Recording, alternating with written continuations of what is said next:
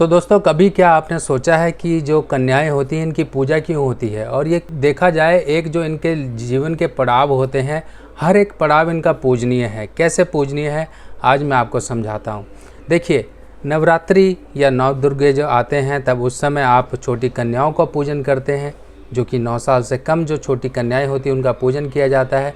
शक्ति स्वरूप मान के, दुर्गा माता के 9 स्वरूपों को मान के आप इनकी पूजा करते हैं, यानी कि उस समय भी पैर छुए जाते हैं। उसके बाद जब वो बच्ची बड़ी हो जाती है, शादी हो जाती है, तो वहाँ से वो निकल के दूसरे ख़ानदान में जाती है, तो वहाँ पे इसका एक दाम्पत्य जीवन शुरू हो जाता है। उसके बाद फिर उसके बच्चे होते हैं, तब उसके बाद उसका एक और जीवन शुरू हो जाता है। ऐसे करते करते अगर देखा जाए तो एक बाल्यकाल से शुरू हुआ जीवन, आखिरी जो जीवन जाता है वो जाता है चंद्रमा तक। चंद्रमा तक कैसे जाता है ये समझिए। पहला रूप जो कि छोटी कन्याएं हैं और जो कि बुध का स्वरूप हैं। बुध के उपाय के लिए आप छोटी कन्याओं का उपाय करते हैं, छोटी कन्याओं को कुछ ना कुछ देते हैं, उनके पैर छूते हैं, बहुत कुछ करते हैं। और जब वो कन्या शादी हो जाती है तब वो शुक्र का रूप ले लेती है, और जब से ही शुक्र ने रूप लिया तो उसके बाद उसका दाम्पत्य जीवन और उसके परिवार की वंश वृद्धि होना शुरू होती है। जैसे ही वो माँ बनी तो वो चंद्रमा का रूप उसने ले लिया, और उसके बाद फिर बाकी के जीवन शुरू हो जाते हैं। सास बन गई, कहीं पे नानी बन गई, कहीं पे दादी बन गई, तो वो ग्रहों के हिसाब से वो एक अलग पोजीशन हो जाती है। तो आपको देखिए, एक कन्या, एक लेडी क्यों पूजनीय है, मेरा आपको समझाने का यही मकसद है। और आप अगर यहाँ पर कहीं गलती कर देते हो तो चंद्रमा के भी फल खराब होते हैं, आपके शुक्र के भी फल खराब होते हैं, और बचा सर्वशक्तिमान हमारा बुध, उसके फल भी खराब हो जाते हैं। तो हम अपने रिश्तेदारों को, अपने इर्द गिर्द जीते जाते लोगों को अगर हम रिस्पेक्ट नहीं देंगे, उनके अगेंस्ट जाएंगे, तो आप ये मत एक्सपेक्ट कर लीजिएगा कि आपके साथ कुछ अच्छा होगा, क्योंकि आप प्रकृति के नियमों के विरुद्ध जाके कोई काम करके अपने लिए कुछ अच्छा एक्सपेक्ट नहीं कर सकते हो।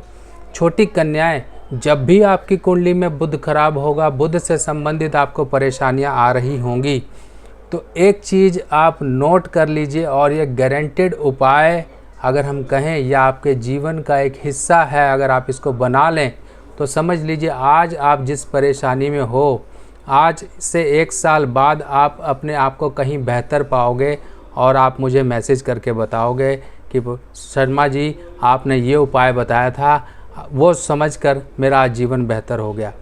तो ये उपाय बहुत सिंपल है, हम कई बार नहीं करते हैं। और एक चीज़ समझिए, कन्या जो कि छोटी कन्याएं होती हैं, हो सकता है कि कुछ राज्य ऐसे हैं जहाँ पर कन्या अपने पिता के या अपने भाई के पैर छू लेती हो, पर नॉर्थ की साइड में, उत्तर प्रदेश लगा लीजिए, या कुछ और राज्य भी ऐसे हैं जहाँ पर लड़की कभी भी अपने बाप के पैर नहीं छूती है। उसकी लड़की के सभी लोग पैर छूते हैं, क्योंकि वो पूजनीय है। जब तक वो अपने मायके जाएगी तब भी लड़की का बाप अपनी लड़की के पैर छुएगा। यानी कि लड़की जो पूजनीय थी, पूजनीय है और पूजनीय ही रहेगी। जब वो लड़की थी तब उसके पैर छुए गए, जब वो माता हुई तब उसके बच्चों ने पैर छूना शुरू कर दिए, जब वो बहू हो गई तब उसके घर के जो उसके देवर वगैरह हैं ये सब पैर छुएंगे। यानी कि हर जगह कन्या पूजी जाती है, हर जगह लेडी पूजी जाती है। पर कुछ हमारे, जिसे हम कहते हैं बिलीव्स, कुछ हमारी दिमाग में आई फितूर, ये सब पूजनीय चीज़ों को तार तार कर देते हैं। अब जब आप कुछ गलत कर्म करोगे तो गलत ही आपको मिलेगा, इस बात का भी ध्यान रखिएगा। तो कन्या यानी कि बुध के उपाय के लिए जब भी आप परेशान हो रहे हो तो सिंपल सा एक काम करना, जितना आपका समर्थ है, जब भी नवदुर्गे आते हैं, नौ दुर्गा का जब पूजन होता है, उस समय कन्याओं को पैर छू के पूरी श्रद्धा से आप उनको गिफ्ट करिए। जो आपके पास समर्थ है उनको ऐसा खुश करिए। खुश कैसे कर सकते हैं? बच्चों को क्या पसंद है, बच्चों को, छोटी कन्याओं को क्या पसंद है, पहले ये समझिए।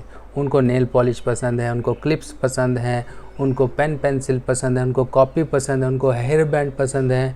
आप उनको क्या दे देते हो? आप उनको चॉकलेट पकड़ा दोगे, चुन्नी बांध दोगे, एक आधा कुछ ऐसी चीज़ दे दी, तो बच्चे क्या खुश होंगे? वो आपके घर खाने नहीं आए हैं, वो आपके घर आपको दिल से आशीर्वाद देने आए हैं। और अगर 9 कन्याओं में से सभी कन्याएं खुश होकर आपको दिल से आशीर्वाद दे गईं, तो समझो दुनिया का कोई भी ऐसा आशीर्वाद इस आशीर्वाद के पीछे रह जाता है, क्योंकि ये आशीर्वाद सबसे बड़ा आशीर्वाद होता है। और इसके साथ साथ अब दूसरा रूप भी समझ लीजिए जो आपको ध्यान रखना है, वो है माता के चरण स्पर्श। माता के लिए जो आपने दिल में गलतफहमियां बिठा रखी हैं, कई बार माँ बाप से बच्चे बात नहीं करते हैं, माँ को गाली गलौज करते हैं, माँ को कहीं वृद्धाश्रम में डाला है, बहुत सारी प्रॉब्लम है। ये सब ना होने दीजिए।